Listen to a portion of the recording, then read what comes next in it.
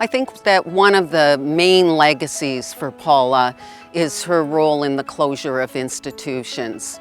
She was then the director of the division that was responsible to develop the policies and the practices that would enable people to return to community. And Paula played a significant role in ensuring more than 1,000 British Columbians were able to return home to community. There's a lot of mythology around institutions. When I was involved, there were some very good people working there. But the whole idea of people living in dorms and living in such large numbers together was just antithetical to the human rights perspective. So I felt very lucky to be involved in making that transition for both the individuals at the institutions, but also for their families and the staff themselves.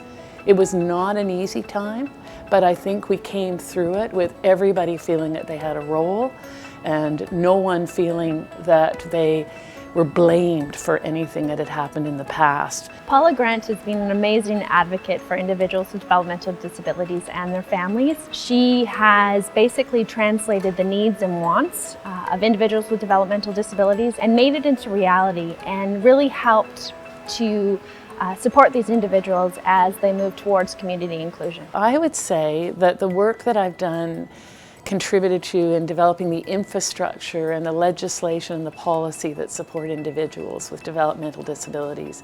And I was actively involved in the Employment Standards Act changes, which may ensure that people with developmental disabilities are paid for real work. Paula's commitment to better lives with folks with disabilities shows up in her willingness to really engage the folks that she's working with in a way that is down to earth and sort of respectful. She really does believe that people have a voice, and she really does believe that people have a right to be heard. Paula is so passionate about the work that she does.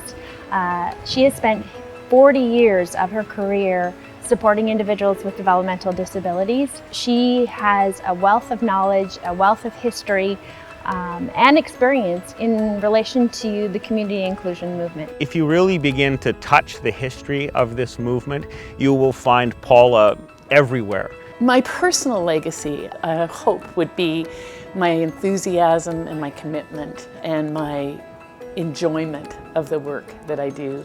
My professional legacy, I would hope, would be the policies, the programs, and the supports that I was part of developing that support individuals with developmental disabilities.